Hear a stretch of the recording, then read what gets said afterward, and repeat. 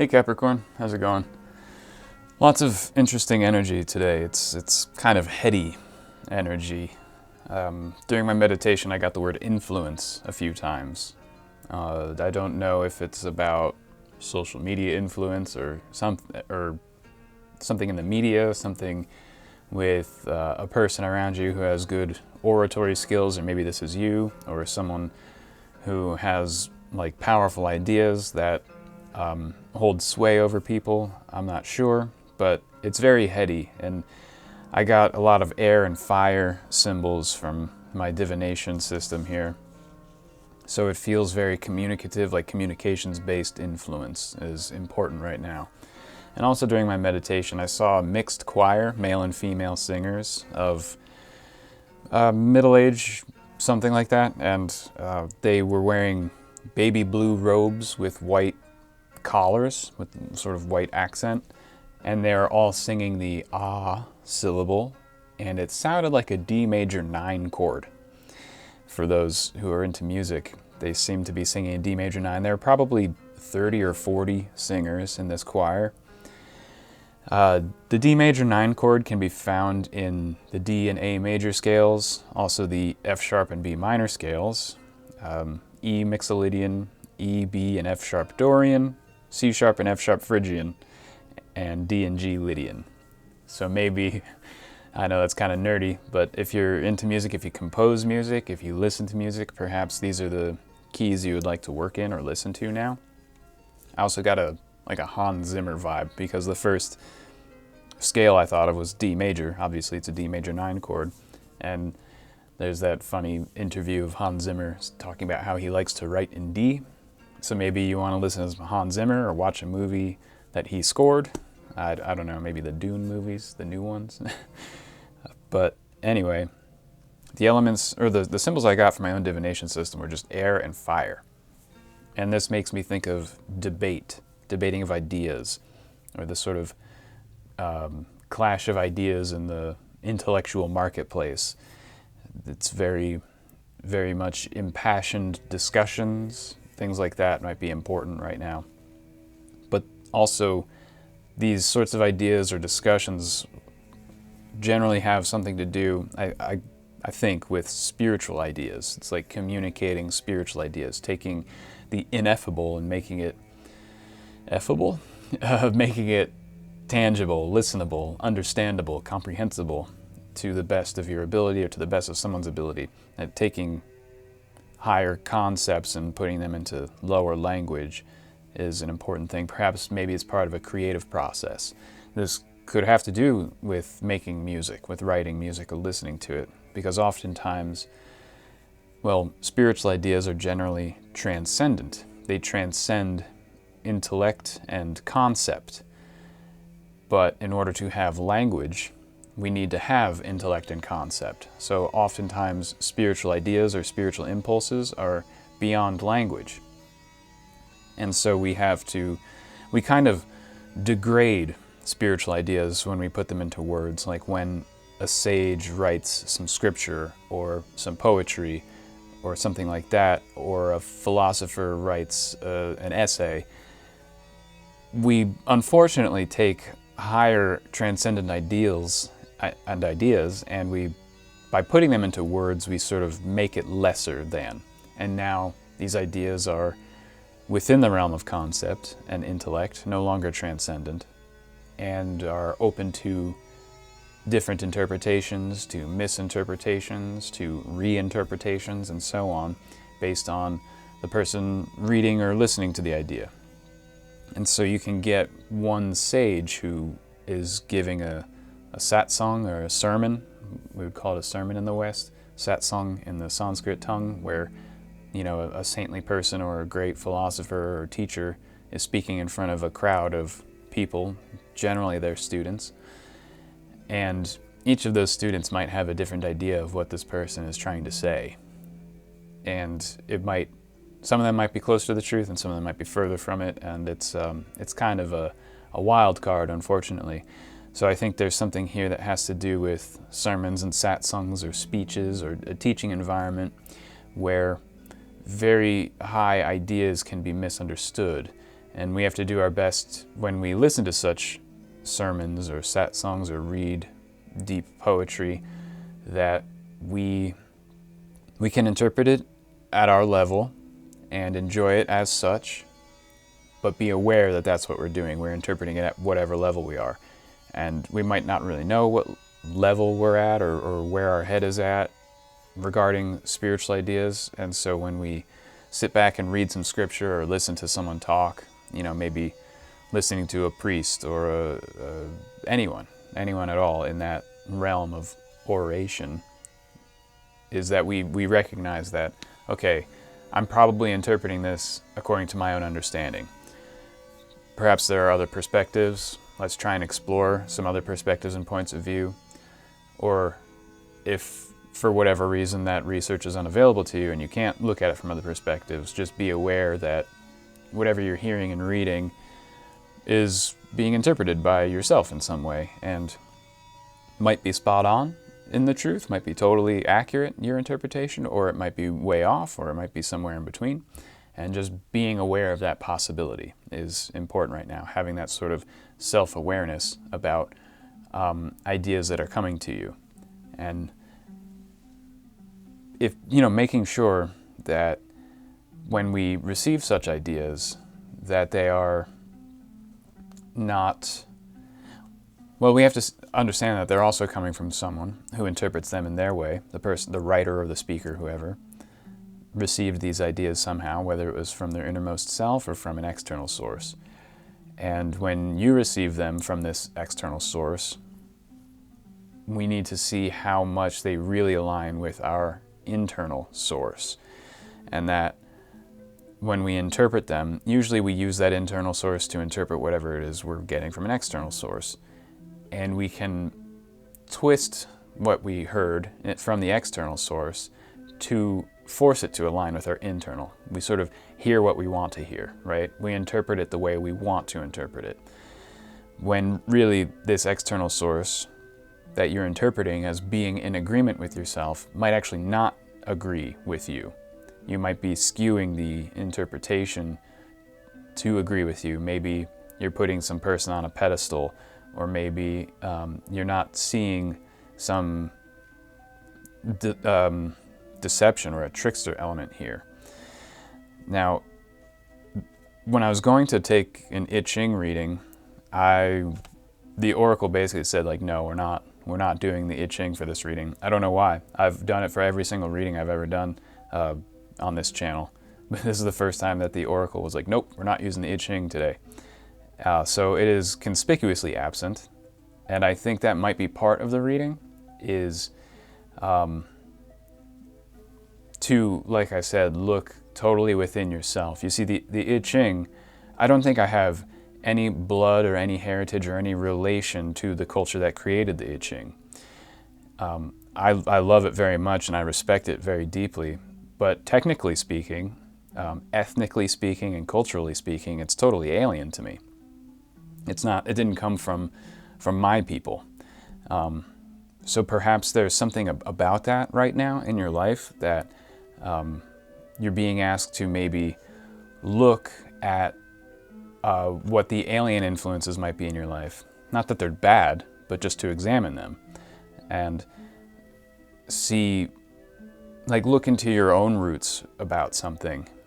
I know this has, I probably sound sort of anti-cosmopolitan, and maybe we have to look at some cosmopolitan ideologies that we have in today's world and perhaps re-examine them.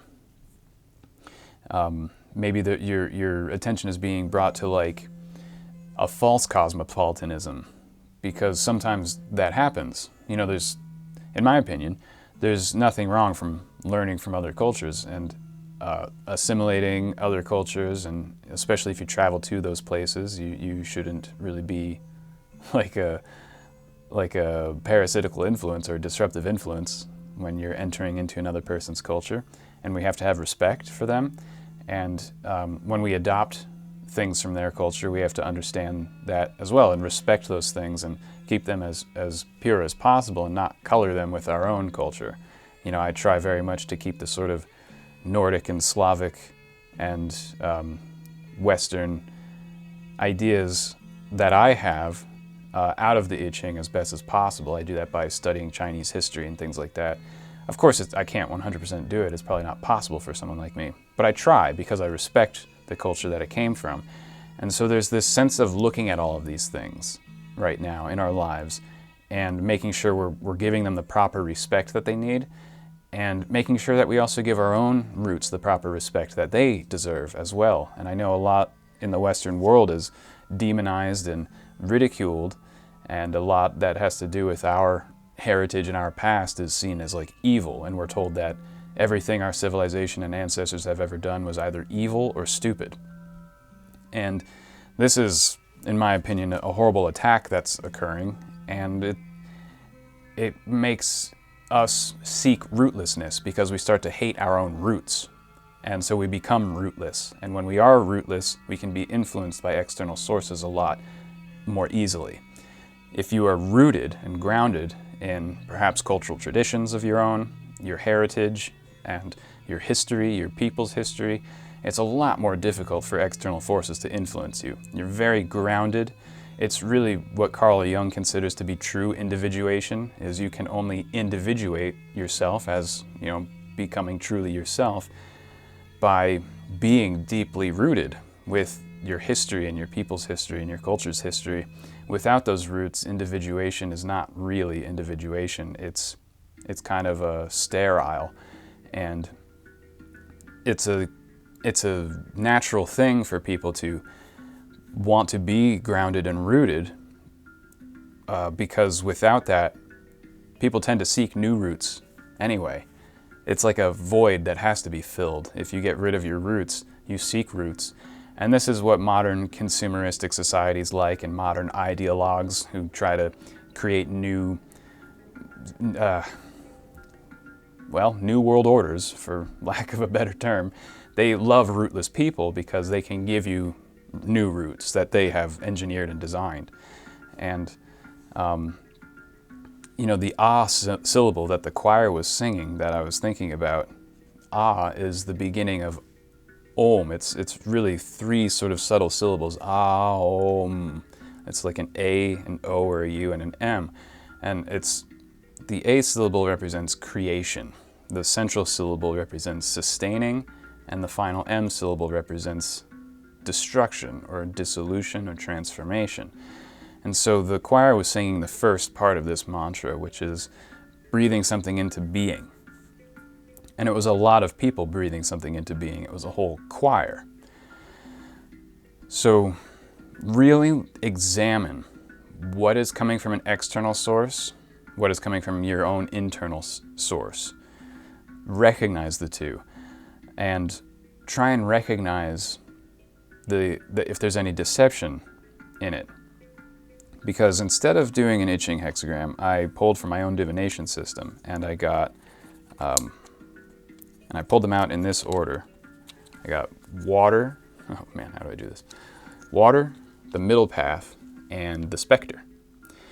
And so here we have the middle path in the middle, water on the left, and the specter on the right.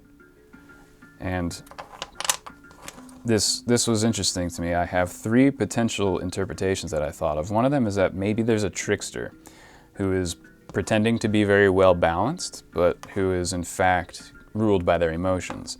The specter here, it looks kind of like I made it look like your average UFO with like a beam of light coming out of the bottom. To me, it means it's not as it appears. That's kind of what a specter is. It's like a paranormal phenomena or an idea that is not exactly as it appears. That's usually how I interpret it. So there could be someone around you, or this could be yourself or a part of yourself that is on the surface a well-balanced individual, but is really ruled by their emotions and is making decisions and carrying out activity based on certain emotional, I don't know if they're desires or hang-ups or whatever it is.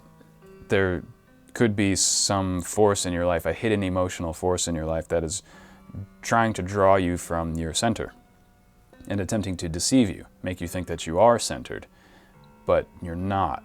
And so self-observation is important, again, to make sure that our balance is kept in the face of whatever this force is, whether it's inside of us or outside of us.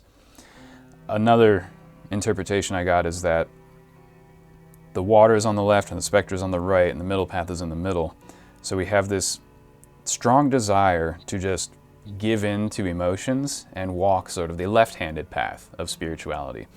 And the left-handed path, at least the sort of an inversion of the left-handed path, or a form of walking the left-handed path, is to like just give in to emotions and follow those emotions. Generally the emotions of anger and severity and hatred and things like that. We can decide we want to walk the left-handed path to power sometimes when we're overwhelmed by such emotions. And we think, okay, justice can be carried out only if I'm really, really angry about something. And that anger is going to drive me like a fuel for my engine. And I want to use that anger or that sense of vengeance or this sense of injustice that is really getting under my skin and just propel myself to a position of either financial, political, or spiritual or social power, utilizing this engine of strong emotion to get what I think is needed for myself or for the world, or to correct a mistake in the world or something like that. And there's an equally strong drive to walk the right-handed path, and in this case, the right-handed path has a lot to do with passivity and submissiveness. The right-handed path of mercy and grace, the dark side of that, is being submissive. And this is, in a sense, the types of religious traditions where we worship something, like a god or a saint or something like that, or there's a locus of power outside of ourselves that we need to submit to. Now, in some stages of our life and our spiritual development, it's actually important to have this sort of lunar path, this reflective path. The lunar path, reflects the sun. It's not a solar path, which would be self-effulgent from within. It can be good to go between a lunar and solar mentality with our spiritual development, depending on what's needed in our life at a particular time. But sometimes we get so overwhelmed by the problems of life. There's so many problems that we can run into in life, of course, social, financial, political, and so on, emotional, spiritual. And the easy way out is to adopt the lunar religious or spiritual path permanently and just give up everything to some deity or other, or some force or some ideology. It doesn't have to be religious. It can also be like adopting a political ideology that you think is going to create a better world and giving yourself to it as if it's like this living entity that requires your service, your obedience. You have to be a part of this movement and give up your own individual self to feed this greater movement. Or you just so desperately want to be spiritually saved, spiritually rescued by some Messiah or other, and you give away all of your personal power and your own sense of responsibility for yourself and for your life. You want to give up your freedom and your responsibility, and it's sort of like the inversion of blaming others for your problems. You also want to be saved by someone else. We can blame other people for our problems, and we can then ask for rescue from someone outside of ourselves. And this can feel like a soothing balm for a time, but ultimately it kind of wears off, and that permanence of the lunar tradition is going to result in negative emotionality, because you can be, this is my opinion, and this is going to be, I don't mean to criticize or annoy anybody, but when you feel saved, when you give yourself to some great spirit, some deity or other, and you feel this weight lift and you see things in your life improve, it eventually wears off. And you start to have the same old emotional problems or new ones, or different problems arise in your life. Maybe your financial problems are solved, but now a few years later you got like a medical problem, and it just kind of displaces the root of the problem, and it manifests in a different way when you give up and ask for salvation like that. If you don't take that opportunity when you were feeling better, when it seemed like it saved you, what's happening is that your emotional and financial or whatever type of problem is being eradicated at that time, so that you can then look at yourself and the world or whatever and find out what really caused that to happen in the first place. And you have a respite from the problem now, which is your chance to put energy into getting rid of the causes of that problem. A lot of the times people feel they've been saved by a deity and that was it. That was the solution. They're good now. But then like years go by and they start proselytizing at people angrily, saying like, why aren't you part of my religion? Why aren't you part of this philosophy? Why aren't you part of this political movement? We all came here and we're better off now. And like they get really angry about it. And it's like, well, it doesn't really seem like you're that much better off. And it's because they didn't take that chance to really solve the problem during that moment of respite. And it takes a lot of self-awareness to do that. And to be in the lunar mentality should be temporary and should move you into the solar mentality. It should be a process of getting to the more solar mentality where things are self-effulgent. You're living by your inner strength and inner spirit, and your innermost self is shining through, and you're not reflecting a stronger self. But reflecting that stronger self can be good in moments of weakness.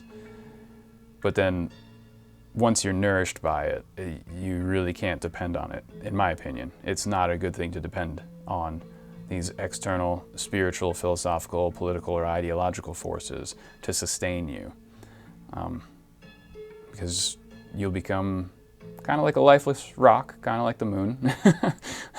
Sorry for all of you who really love the moon. Maybe I'm stretching the analogy too far. But I think you get the idea. And so there's like, this brings me into the third interpretation is that water can simply be a purification, a symbol for purification. And we just need to, at this time, purify our spiritual path or our ideas about life and try and find all of the illusions and deceptions that are influencing us and our thinking and our perceptions, and do our best to purify ourselves of these illusions, get rid of these illusions and deceptions, recognize them for what they are. Or if we are using, like in the syncretic way, different spiritual traditions or different ideas from different places, we make sure that they are in their true original form as we interact with them, and that we are not coloring them with our own illusions or interpretations to the best of our ability. It's really the intent behind it that's the most important thing. You make the intent that you're trying to use these things in as pure a way as possible. And in doing that, in being like honest about how we interpret various ideas, we actually do gain a greater sense of clarity of thought, a greater ability to be clear in our perceptions and thinking. It's kind of like, as we purify what's outside of ourselves, we also purify what's inside of ourselves, and vice versa. So that idea is probably really important right now. Yeah, no tarot cards today either. Interesting. Wow. So no itching and no tarot cards for today. I used only my own divination system. Perhaps that's important. Rely on yourself for now, Capricorn. And you're a Capricorn, so I think you understand self-reliance better than most zodiac signs.